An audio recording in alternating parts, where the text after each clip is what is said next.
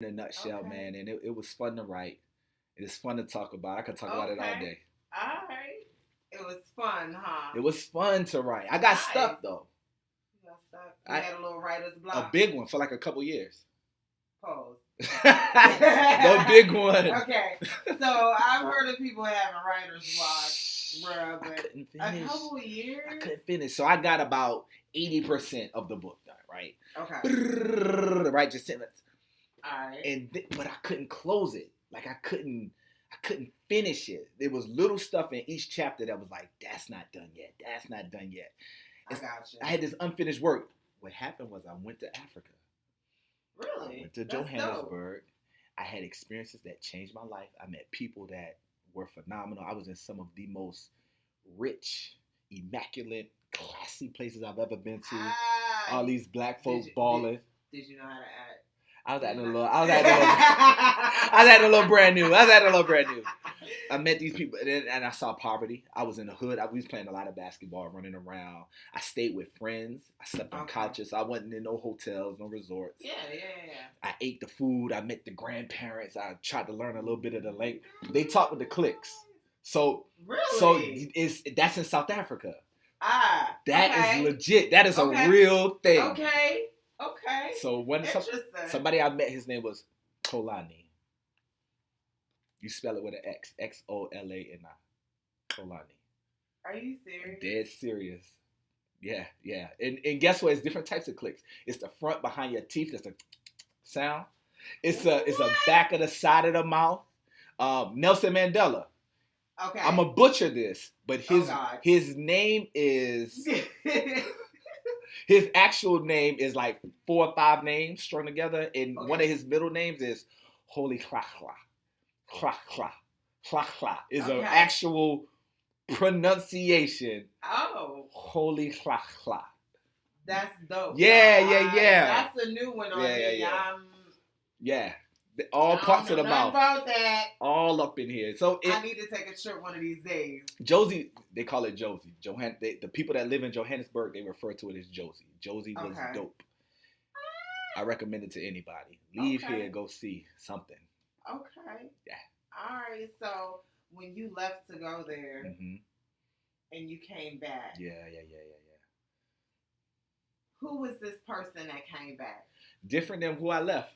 I'm sure. It was life changing. How? In what aspect? I'm gonna use a word, but I think I personally misused this word. So I hope that people can feel where I'm coming from when I'm about to say this. My entire 10 days there was emotional. But I don't mean like crying. I wasn't sitting up there like sniffling. I was like exhilarated. I was super, super happy, super, super amazed, super, super overwhelmed, super, super everything the whole time I was there. And in that kind of space, a person is prompt to do things that they probably wouldn't normally do, right? Right. If a person feels a whole bunch of passion, they might do something they wouldn't normally do. If they feel street when they normally wouldn't do that, like if you're in a high state of emotion, you're prompt to do stuff you wouldn't normally do. I was in a high state for a week and a half. Oh, nice. Right? That's too much, right? And so somebody over there, he said something to me. He works for the World Bank. And so he was like, help you do this.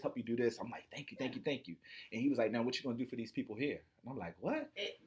I'm like, bro, you still helping me. He was like, don't get it twisted.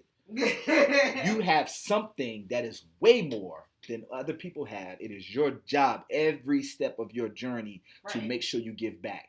Yeah, that hit my brain, my soul differently. I wasn't ready for it. That's how I got to the school over there. Okay. Working with the kids over there. So anyway, he said 4 or 5 statements like that to me that was basically like, get your beep together. Yeah. I don't know how your podcast roll. I don't want to use profanity. We gonna keep it. Okay, G-rated. Okay, little PG 13. Yeah, we can do a little PG-13. Little PG-13 aura? No, we not aura. Okay, so basically he was like, get yourself together, right? Yeah. I know a certain radio host that says get your life together a lot for everything. Doesn't matter what it is. For all things. You got jokes. So in the spirit of get your life together, as Mel would say. I was trying to get myself together. And anyway, I had 7 things that I wanted to do when I got back. Finishing the book was one of them. And I got it done. I got the book done. I got it published.